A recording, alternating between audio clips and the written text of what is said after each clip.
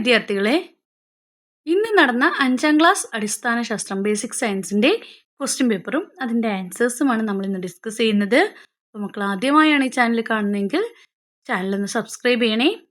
നമുക്ക് ക്വസ്റ്റ്യൻസിലേക്ക് പോവാം. നോക്കൂ, താഴെ കൊടുത്തിരിക്കുന്ന ആഹാര ശൃംഖലകൾ പരിശോധിച്ച് ശരിയായ ശൃംഖല കണ്ടെത്തി എഴുതാനാണ് പറഞ്ഞിരിക്കുന്നത്. ഫുഡ് ചെയിൻ ആണ്. ഫുഡ് ചെയിൻ നോക്കൂ, നമുക്കറിയാം ഏറ്റവും ആദ്യം വരിക എപ്പോഴും ആരായിരിക്കും? പ്ലാന്റ്സ് ആയിരിക്കും, പുല്ലായിരിക്കും അല്ലേ? അപ്പം എല്ലാ ഓപ്ഷനിലും പുല്ലുണ്ട്. അതിനുശേഷം വരേണ്ടത് എന്താണ്? പുല്ലിനെ കഴിക്കുന്നവരാണ് വേണ്ടത് അല്ലേ? പുല്ലിനെ കഴിക്കുന്നവരാരാണ്? പുൽച്ചാടികളാണ്. പുൽച്ചാടി ബിയിലും ഉണ്ട് സിയിലും ഉണ്ട് അല്ലേ? പുൽച്ചാടിക്ക് ശേഷം പുൽച്ചാടിയെ കഴിക്കുന്നവരാരാണ്? പുൽച്ചാടിയെ കഴിക്കുന്നത് തവളയാണ് അല്ലേ? അപ്പോൾ ഈ സി എന്നുള്ള ഓപ്ഷൻ നമുക്ക് വെട്ടാം. ഏതാണ്? തവളയാണ് കഴിക്കുന്നത് അല്ലേ? അപ്പോൾ തവള. പിന്നെ തവളയെ കഴിക്കുന്നത് പാമ്പ്. അപ്പോൾ ഇതിൽ ശരിയായ ഫുഡ് ചെയിൻ ഏതാണ്? ഓപ്ഷൻ ബി ആണ്. പുല്ല്, പുൽച്ചാടി, തവള, പാമ്പ് അല്ലേ? Grass hopper, frog, snake. ഇനി ബി ക്വസ്റ്റ്യൻ നോക്കാം. താഴെ കൊടുത്തിരിക്കുന്ന ആഹാര ശൃംഖലയിൽ ചേരയുടെ എണ്ണം കുറഞ്ഞാൽ ആവാസത്തിനുണ്ടാകുന്ന മാറ്റം വിശദീകരിക്കാനാണ് പറഞ്ഞത്. ആഹാര ശൃംഖലയിൽ ചേരയുടെ എണ്ണം കുറഞ്ഞാൽ എന്ത് മാറ്റമാണ് ഉണ്ടാവുക എന്നാണ് ചോദിച്ചിരിക്കുന്നത്. ആദ്യം തന്നിരിക്കുന്നത് എന്താണ്? നെല്ല് എലി കഴിക്കും, എലി ചേരയെ കഴിക്കും, എലീനെ ചേര കഴിക്കും, ചേരയെ പരുന്ത് കഴിക്കും. ഇങ്ങനെയാണ് ഇതിൻ്റെ ഫുഡ് ചെയിൻ തന്നിരിക്കുന്നത്, ആഹാര ശൃംഖല തന്നിരിക്കുന്നത്. അങ്ങനെയാണെങ്കിൽ എന്തായിരിക്കും സംഭവിക്കുന്നുണ്ടാവുക? ചേരയുടെ എണ്ണം കുറഞ്ഞാൽ എന്താ സംഭവിക്കുക? ചേരയുടെ എണ്ണം കുറഞ്ഞു കഴിഞ്ഞാൽ സ്വാഭാവികമായിട്ടും എന്ത് ചെയ്യും? എലി പെരുകും അല്ലേ? എലി പെരുകുക മാത്രമല്ല, എലി പെരുകി കഴിഞ്ഞാൽ എന്ത് സംഭവിക്കും? നെല്ലൊക്കെ എലി കൊണ്ടുപോകും അല്ലേ? അപ്പം എലി എന്ത് ചെയ്യും? കൂടും. ഇൻക്രീസ് ദ നമ്പർ ഓഫ് എന്താണ്? മൗസ് അല്ലേ? റാറ്റ്. അപ്പോൾ എന്ത് ചെയ്യും? എലിയുടെ എണ്ണം വർദ്ധിക്കും. പിന്നെന്താ സംഭവിക്കുന്നത്? എലി വർദ്ധിച്ചു കഴിഞ്ഞാൽ അതിന് എന്ത് സംഭവിക്കും? നെല്ലൊക്കെ ആര് തിന്നിട്ട് പോവും? എലി തിന്നിട്ട് പോവും അല്ലേ? എലി തിന്നിട്ട് പോവും. നെല്ലൊക്കെ എലി തിന്നിട്ട് പോയി കഴിഞ്ഞാൽ പിന്നെ നമുക്ക് എന്ത് ചെയ്യും? ഈ നമ്മുടെ കഴിക്കേണ്ട ഭക്ഷണങ്ങൾ അല്ലേ, ദൗർലഭ്യം വരും അല്ലേ? ഈ നെല്ലൊന്നും പിന്നെ കിട്ടാണ്ട് വരും. അതുപോലെ ചേരയുടെ എണ്ണം കുറഞ്ഞാൽ പരുന്തിന് കഴിക്കാൻ പിന്നെ ആരുമില്ല. അപ്പോൾ എന്ത് സംഭവിക്കും? പരുന്തിനും ആഹാര ദൗർലഭ്യം നേരിടും അല്ലേ? അപ്പോൾ പരുന്തും ഇങ്ങനെ വംശനാശം സംഭവിച്ചു പോകും. അപ്പോൾ എല്ലാവരെയും ഇതെന്ത് ചെയ്യും? പ്രതികൂലമായിട്ട് ബാധിക്കാൻ തുടങ്ങും അല്ലേ? അതാണ് ഇവിടെ സംഭവിക്കുന്നത്. അപ്പോൾ നമ്മൾ എഴുതേണ്ടത് എന്താണ്? ചേര കൂടുതലായിട്ട് എണ്ണം കുറഞ്ഞു കഴിഞ്ഞ് കഴിഞ്ഞാൽ എലി പെരുകും. എലി എന്ത് ചെയ്യും? നെല്ല് കഴിച്ച് നെല്ല് നമുക്ക് ഇല്ലാണ്ടാവും. അതുപോലെ ചേരയുടെ എണ്ണം കുറഞ്ഞു കഴിഞ്ഞാൽ പരുന്തിന് ഭക്ഷണം ഇല്ലാണ്ടാവും. അങ്ങനെ പരുന്തിനും ആഹാര ദൗർലഭ്യം ഉണ്ടാവും. ഓക്കെ, മിസ്സി ചുവടെ കൊടുത്തിരിക്കുന്ന ജീവികൾ ഉൾപ്പെടുന്ന ആഹാര ശൃംഖലാ ജാലകം നിർമ്മിക്കാനാണ് പറഞ്ഞിരിക്കുന്നത്. ഒരു ഫുഡ് ചെയിൻ ഉണ്ടാക്കാനാണ് പറഞ്ഞിരിക്കുന്നത്. താഴെ കൊടുത്തിരിക്കുന്ന ജീവികളെല്ലാം നോക്കിയിട്ട് ഒരു ഫുഡ് ചെയിൻ ഉണ്ടാക്കാനാണ് പറഞ്ഞിരിക്കുന്നത്. നമുക്ക് നോക്കാം ഏതൊക്കെയായിരിക്കും. ആദ്യം എപ്പോഴും ആര് വരും? പുല്ല് അല്ലേ?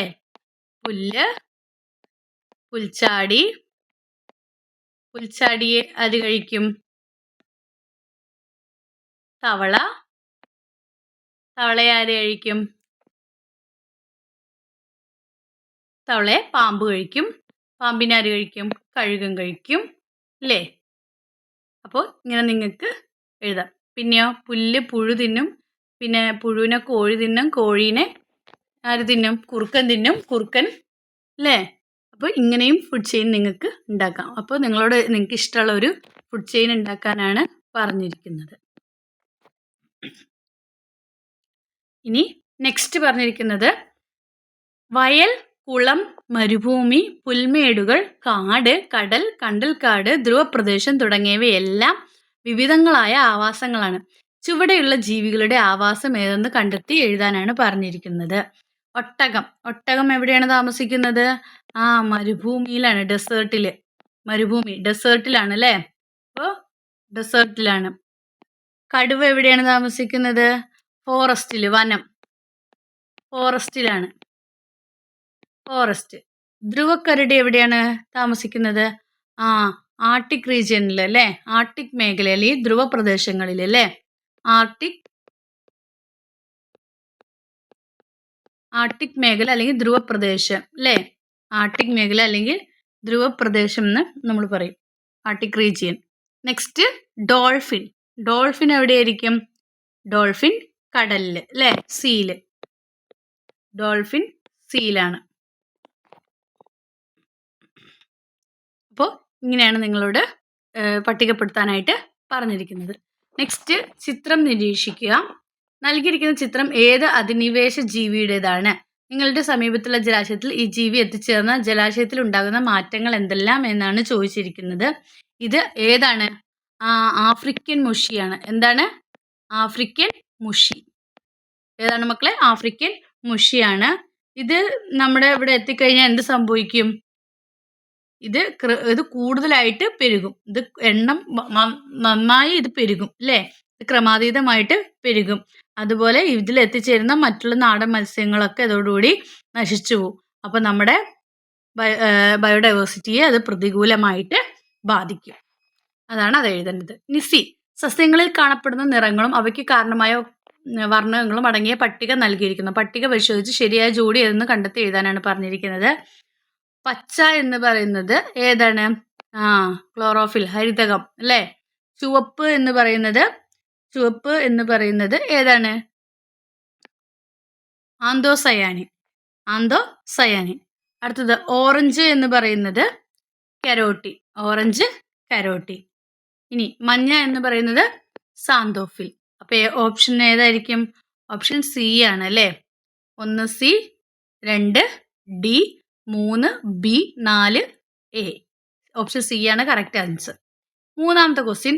പകലും രാത്രിയും സസ്യങ്ങളിൽ നടക്കുന്ന വാതക വിനിമയമാണ് 1, 2 എന്നീ ചിത്രങ്ങളിൽ സൂചിപ്പിച്ചിരിക്കുന്നത്. ചിത്രം 2 നിരീക്ഷിച്ച് എ, ബി എന്നീ വാതകങ്ങൾ ഏതെല്ലാം എന്ന് എഴുതാനാണ് പറഞ്ഞിരിക്കുന്നത്. ഏതൊക്കെയാണ്? എ എന്ന് എഴുതിയിരിക്കുന്നത് ഏതാണ്? ഓക്സിജൻ. എ ഓക്സിജൻ ആണ്. ഇനി ബി എന്ന് പറയുന്നത് ഏതാണ്? Carbon dioxide. ഏതാണ്? Carbon dioxide. Next B question. താഴെ കൊടുത്തിരിക്കുന്ന പ്രസ്താവനയും സൂചനയും ഉപയോഗിച്ച് വിട്ടുപോയ ഭാഗം പൂരിപ്പിക്കാനാണ് പറഞ്ഞിരിക്കുന്നത്. ഞാൻ സ്വയം ആഹാരം നിർമ്മിക്കുന്നു, പക്ഷെ ജലവും ലവണവും ആതിഥേയ സസ്യത്തിൽ നിന്ന് വലിച്ചെടുക്കുന്നു എന്നാണ് പറഞ്ഞിരിക്കുന്നത്. ഇതാരാണ്? ഇത്തിൽ കണ്ണി. പാരസൈറ്റ് ആണ് അല്ലേ? ഇത്തിൽ കണ്ണി.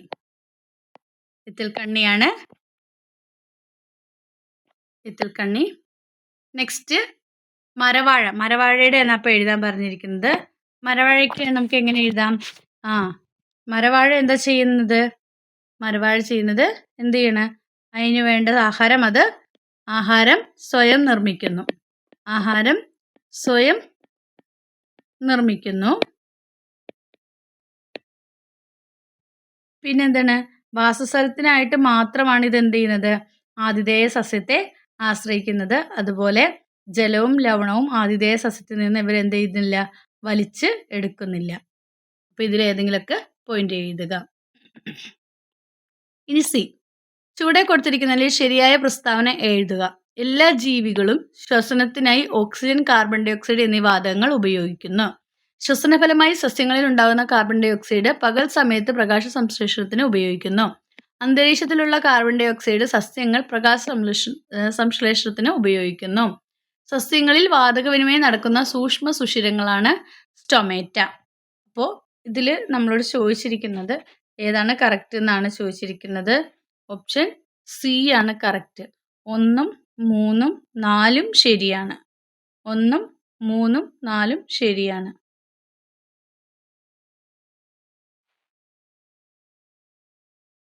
സോറി, 1, 3, 4 അല്ല, 1, 2, 4. 1 2, 3, 4. 2, 3, 4 എന്താണ്? ശരിയാണ്.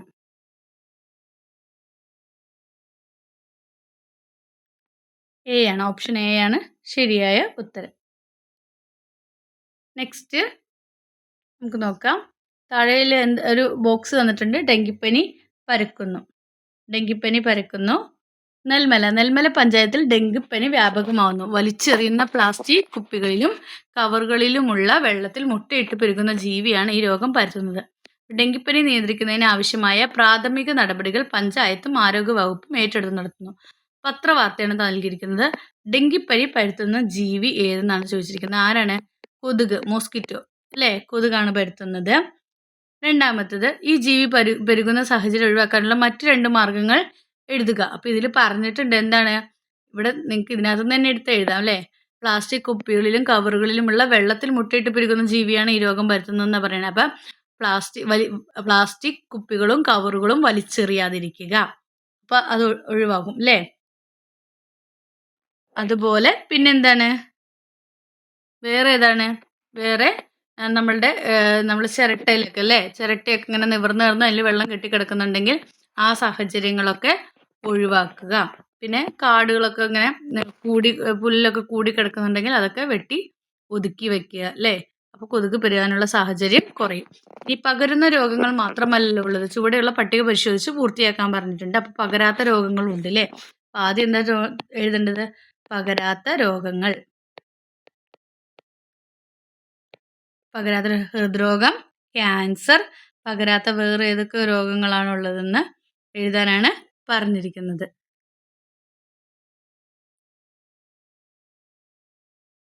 പിന്നെ പകരുന്ന രോഗങ്ങൾ എഴുതണം. ഇപ്പോൾ പകരുന്നത് ഇപ്പോൾ ചെങ്കണ്ണ്, മഞ്ഞപ്പിത്തം, ഇപ്പോൾ നമ്മൾ പറഞ്ഞില്ലേ ഡെങ്കിപ്പനി, എലിപ്പനി, ഇതൊക്കെ പകരുന്നതാണ് അല്ലേ? എലിപ്പനി. ഇതിലെന്താണ്? ഹൃദ്രോഗം, ക്യാൻസർ, പ്രമേഹം, പിന്നെന്താണ്? പ്രഷർ അല്ലേ? ബ്ലഡ് പ്രഷർ, അതൊക്കെ എഴുതാം നിങ്ങൾക്ക്. ഹാർട്ട് അറ്റാക്ക്, അതൊന്നും ഹൃദയരോഗം പറഞ്ഞിട്ടുണ്ട് അല്ലേ? ക്യാൻസർ, പ്രമേഹം, അതുപോലെ ഈ പറയുന്ന ശ്വാസ സംബന്ധമായ രോഗങ്ങൾ, അതൊക്കെ നമുക്ക് പകരാത്ത രോഗങ്ങളാണ്. ബ്ലഡ് പ്രഷർ കൂടുന്നത്, അപ്പോൾ അതൊക്കെ എഴുതുക. ഇനി നെക്സ്റ്റ് ക്വസ്റ്റ്യൻ, സൂക്ഷ്മജീവികൾ ശരീരത്തിൽ പ്രവേശിക്കുന്ന വിധവും രോഗങ്ങളും ഉൾപ്പെടുത്തിയ പട്ടികയാണ് ചുവടെ കൊടുത്തിരിക്കുന്നത്. അനുയോജ്യമായ രീതിയിൽ പട്ടിക പൂർത്തിയാക്കി എഴുതാനാണ് പറഞ്ഞിരിക്കുന്നത്. അപ്പം മണ്ണിലൂടെ പകരുന്ന രോഗങ്ങൾ, പ്രവേശിക്കുന്നത് മണ്ണിലൂടെയാണ്. പകരുന്ന രോഗം എന്ന് പറയുന്നത് വിരശല്യമാണ്. രണ്ടാമത്തെ ക്ഷയം വിരശല്യമുണ്ട്. പിന്നെന്താണ്? ടെറ്റനസ്.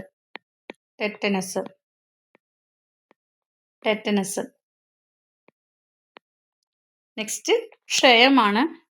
ക്ഷയം എന്തിലൂടെയാണ് പകരുന്നത്? വായുവിലൂടെ അല്ലേ? അതുകൊണ്ട് മാസ്ക് ധരിക്കണം എന്ന് നമ്മൾ പറയും അല്ലേ? വായുവിലൂടെ. ജലവും ഭക്ഷണവും വഴി പകരുന്ന രോഗങ്ങൾ എന്തൊക്കെയാണ്? ടൈഫോയിഡ്,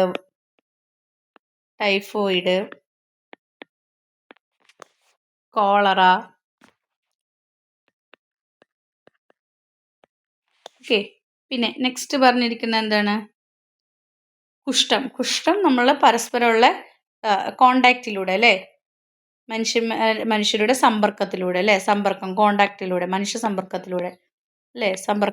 കോണ്ടാക്റ്റിലൂടെ, ഡയറക്റ്റുള്ള കോണ്ടാക്റ്റിലൂടെ. ഇനി ബി, വ്യക്തി ശുചിത്വം പാലിക്കുന്നതിലൂടെ രോഗങ്ങൾ വരാതിരിക്കാൻ ശ്രദ്ധിക്കാം. ഇതുപോലെ രോഗങ്ങൾ വരാതിരിക്കാൻ ശ്രദ്ധിക്കേണ്ട മറ്റു 4 കാര്യങ്ങൾ എഴുതുക. എന്താണ് നമ്മൾ ഇതുപോലെ രോഗങ്ങൾ വരാതിരിക്കാൻ, സ്പ്രെഡ് ചെയ്യാതിരിക്കാൻ ശ്രദ്ധിക്കേണ്ടത്? നമ്മൾ എന്ത് ചെയ്യണം? നമ്മൾ അതുപോലെ മാസ്ക് ഒക്കെ ധരിക്കണം അല്ലേ? പൊതുസ്ഥലങ്ങളിൽ മാസ്ക് ധരിക്കണം. അതുപോലെ പൊതുസ്ഥലങ്ങളിൽ തുപ്പാതിരിക്കണം. അങ്ങനെയുള്ള കാര്യങ്ങളൊക്കെ ചെയ്യുമ്പോൾ നമുക്ക് എന്ത് ചെയ്യില്ല? രോഗങ്ങൾ പകരില്ല അല്ലേ? നൽകിയിരിക്കുന്ന പ്രസ്താവനയും കാരണവും പരിശോധിച്ച് താഴെ തന്നിരിക്കുന്നതിൽ ശരിയായത് എന്ന് എഴുതുക. പ്രസ്താവന 1, കൂമ്പ് ചീയൽ തെങ്ങുകളിലേക്ക് വളരെ വേഗം വ്യാപിക്കുന്നു. കാരണം ജന്തുക്കളെ പോലെ തന്നെ പകർച്ചവ്യാധികൾ സസ്യങ്ങളെയും ബാധിക്കാറുണ്ടെന്നാണ് പറഞ്ഞിരിക്കുന്നത്. അപ്പോൾ എന്തായിരിക്കും? എ, പ്രസ്താവന ശരിയാണ്, പക്ഷെ നൽകിയിരിക്കുന്ന കാരണം തെറ്റാണ്. ബി, പ്രസ്താവന തെറ്റാണ്, കാരണം ശരിയാണ്. സി, പ്രസ്താവന ശരിയാണ്, കാരണവും ശരിയാണ്. ഡി, പ്രസ്താവനയും നൽകിയിരിക്കുന്ന കാരണവും തെറ്റാണ് എന്നാണ് പറഞ്ഞിരിക്കുന്നത്. അതിൻ്റെ ഉത്തരം എന്താണ്? പ്രസ്താവനയും ശരിയാണ്, കാരണവും ശരിയാണ് അല്ലേ? പ്രസ്താവനയും ശരിയാണ്, കാരണവും ശരിയാണ്. ഓപ്ഷൻ സി ആണ് ശരിയായ ഉത്തരം. പ്രസ്താവന ശരിയാണ്, കാരണവും ശരിയാണ്.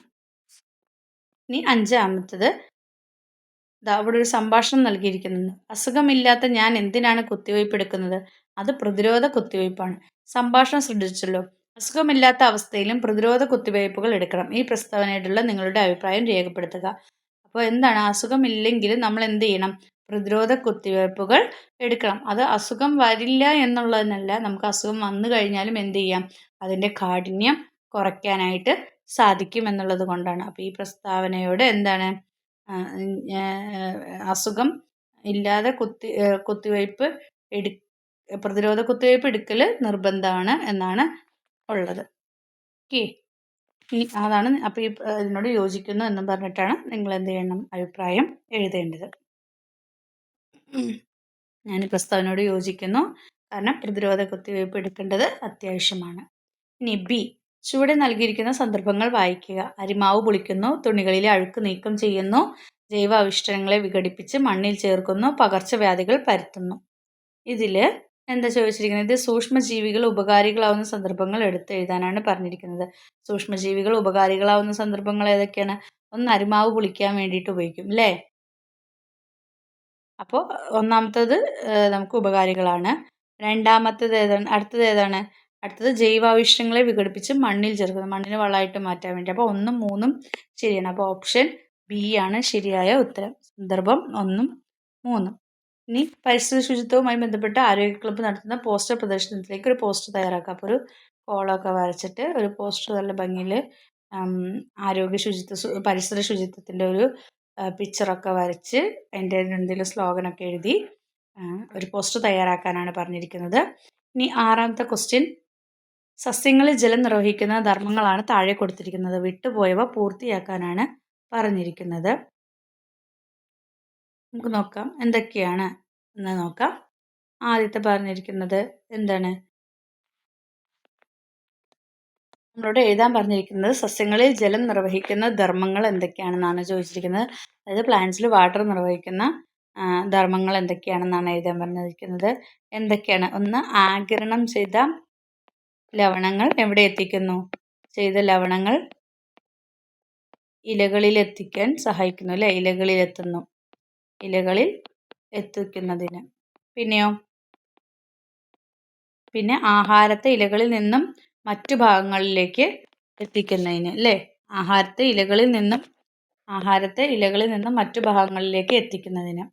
ആഹാരത്തിനെ ഇലകളിൽ നിന്നും മറ്റു ഭാഗങ്ങളിലേക്ക് എത്തിക്കുന്നതിന്.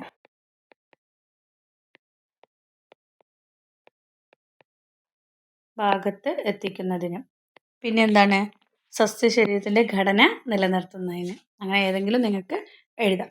ഇനി ബി ക്വസ്റ്റ്യൻ ചോദിച്ചിരിക്കുന്നത്, ജലപരിശോധനാ റിപ്പോർട്ടിലെ ചില വിവരങ്ങളാണ് താഴെ നൽകിയിരിക്കുന്നത്. നിറം ഇല്ല, മണം ഉണ്ട്, ബാക്ടീരിയ ഉണ്ട്. ഈ വെള്ളം കുടിവെള്ളമായി ഉപയോഗിക്കാവുന്നതാണോ എന്നാണ് ചോദിച്ചിരിക്കുന്നത്. ഈ വെള്ളം കുടിവെള്ളമായിട്ട് ഉപയോഗിക്കാൻ പറ്റുമോ? ഇത് കുടിവെള്ളം അല്ല അല്ലേ? കുടിവെള്ളമായിട്ട് ഉപയോഗിക്കാൻ പറ്റില്ല. കാരണം എന്തുണ്ട്? ബാക്ടീരിയ, മണം എന്നിവ ഉള്ളത് കൊണ്ട് അല്ലേ? മണം ഉണ്ടെന്ന് പറഞ്ഞു വെള്ളത്തിന്. പിന്നെന്താണ്? ബാക്ടീരിയയും ഉണ്ടെന്ന് പറഞ്ഞു അല്ലേ? അപ്പോൾ ഇത് രണ്ടും ഉള്ളത് കൊണ്ട് ഇതെന്തായിട്ട് ഉപയോഗിക്കാൻ പറ്റില്ല? കുടിവെള്ളമായിട്ട് ഉപയോഗിക്കാൻ സാധിക്കില്ല. ഇനി നെക്സ്റ്റ്, താഴെ തന്നിരിക്കുന്നതിൽ ശരിയായ പ്രസ്താവന ഏതെന്ന് കണ്ടെത്തി എഴുതുക. മനുഷ്യ ശരീരത്തിൽ ഏറ്റവും കൂടുതൽ ജലം അടങ്ങിയിരിക്കുന്നത് ഹൃദയത്തിലാണ്. മനുഷ്യ ശരീരത്തിൽ ഏറ്റവും കൂടുതൽ ജലം അടങ്ങിയിരിക്കുന്നത് രക്തത്തിലാണ്. മനുഷ്യ ശരീരത്തിൽ ഏറ്റവും കൂടുതൽ ജലം അടങ്ങിയിരിക്കുന്നത് അസ്ഥിയിലാണ്. മനുഷ്യ ശരീരത്തിൽ ഏറ്റവും കൂടുതൽ ജലം അടങ്ങിയിരിക്കുന്നത് തലച്ചോറിലാണ്. ഇത്രയുമാണ് നമുക്ക് തന്നിരിക്കുന്നത്. മനുഷ്യ ശരീരത്തിൽ ഏറ്റവും കൂടുതൽ ജലം അടങ്ങിയിരിക്കുന്നത് രക്തത്തിലാണ്. ആ ഓപ്ഷനാണ് ശരി. ഓപ്ഷൻ ബി ആണ് ശരി. ഇനി നെക്സ്റ്റ് അല്ലെങ്കിൽ ഓർ ക്വസ്റ്റ്യൻ കൊടുത്തിട്ടുണ്ട്. ജലശുദ്ധീകരണത്തിൻ്റെ വിവിധ ഘട്ടങ്ങൾ ചുവടെ നൽകിയിരിക്കുന്നു. ഇവ ക്രമപ്പെടുത്തി എഴുതാനാണ് പറഞ്ഞിരിക്കുന്നത്. അപ്പോൾ ഇതിൽ ക്രമപ്പെടുത്തുമ്പോൾ എങ്ങനെയാണ്? ആദ്യം വലിയ മാലിന്യങ്ങൾ അരിച്ചു മാറ്റുന്നു, അതാണ് ഒന്നാമത്തെ ഇത്. രണ്ടാമത് എന്ത് ചെയ്യുന്നു? മാലിന്യങ്ങൾ അടിയാൻ അനുവദിക്കുന്നു. രണ്ടാമത്തെ അതാണ്, മാലിന്യങ്ങൾ അടിയാൻ അനുവദിക്കുന്നു. 3, പലതട്ടുള്ള അരിപ്പകൾ കൊണ്ട് അരിച്ചു മാറ്റുന്നു. നാലാമത്തെ എന്താണ്? രോഗാണുക്കളെ നശിപ്പിക്കുന്നു. ഇങ്ങനെയാണ് ഓർഡറിൽ എഴുതേണ്ടത്. ബി ക്വസ്റ്റ്യൻ, ചങ്ങാടത്തിൽ യാത്ര ചെയ്യാൻ നമുക്ക് സാധിക്കുന്നത് വെള്ളത്തിൽ പൊങ്ങിയെടുക്കാനുള്ള വസ്തുക്കളുടെ കഴിവാണല്ലോ. ഈ കഴിവ് പ്രയോജനപ്പെടുത്തുന്ന മറ്റു 2 സന്ദർഭങ്ങൾ എഴുതാനാണ് പറഞ്ഞിരിക്കുന്നത്. അതിൽ അങ്ങനെയുള്ള ഒന്നാണ് കപ്പൽ യാത്ര. നമ്മൾ കപ്പൽ യാത്ര അല്ലേ? വെള്ളത്തിൽ പൊങ്ങി കിടക്കണം, കപ്പൽ യാത്ര. പിന്നെ എന്താണ് നമ്മൾ ലൈഫ് ജാക്കറ്റ് ഉപയോഗിക്കില്ലേ? ലൈഫ് ജാക്കറ്റ്, സൈക്കിൾ ട്യൂബൊക്കെ ഉപയോഗിക്കുന്നത്. ലൈഫ് ജാക്കറ്റ് നീന്തുമ്പോഴൊക്കെ ലൈഫ് ജാക്കറ്റ്, സൈക്കിൾ ട്യൂബൊക്കെ ഉപയോഗിക്കുന്നത്. അപ്പോൾ ഏതെങ്കിലും നിങ്ങൾ എഴുതുക. അപ്പോൾ ഏതൊക്കെയാണ് കപ്പൽ യാത്ര, പിന്നെ ലൈഫ് ജാക്കറ്റ്, സൈക്കിൾ ട്യൂബൊക്കെ എന്താണ് നമ്മൾ നീന്തുമ്പോൾ ഉപയോഗിക്കുന്നത്. നമ്മുടെ ഇതിൽ ഈ ഒരു കഴിവ് പ്രയോജനപ്പെടുത്തി ചെയ്യുന്ന കാര്യങ്ങളാണ്. ഇനി സി, ജലവിതരണ സംവിധാനവുമായി ബന്ധപ്പെട്ട 2 പ്രസ്താവനകളാണ് താഴെ നൽകിയിരിക്കുന്നത്. പ്രസ്താവന 1, പുഴകളിലെ വെള്ളം ശുദ്ധീകരിച്ചാണ് കുടിക്കാനും മറ്റ് ആവശ്യങ്ങൾക്കും വീടുകളിൽ എത്തിക്കുന്നത്. പ്രസ്താവന 2, പുഴകളിലെ വെള്ളം അതേപടി നേരിട്ട് വീടുകളിലേക്ക് പമ്പ് ചെയ്യുകയാണ്. ഇതിൽ എന്താണ് ഈ ആദ്യം പറഞ്ഞിരിക്കുന്ന പ്രസ്താവന എന്താണ്? ശരിയാണ്. പുഴകളിലെ വെള്ളം ശുദ്ധീകരിച്ചാണ് കുടിക്കാനും മറ്റ് ആവശ്യങ്ങൾക്കും വീട്ടിലെത്തിക്കുന്നത്. അല്ലാണ്ട് അതേപടി ഇത് തെറ്റായ സ്റ്റേറ്റ്മെൻ്റ് ആണ്. നേരിട്ട് വീടുകളിലേക്ക് പമ്പ് ചെയ്യുകയില്ല.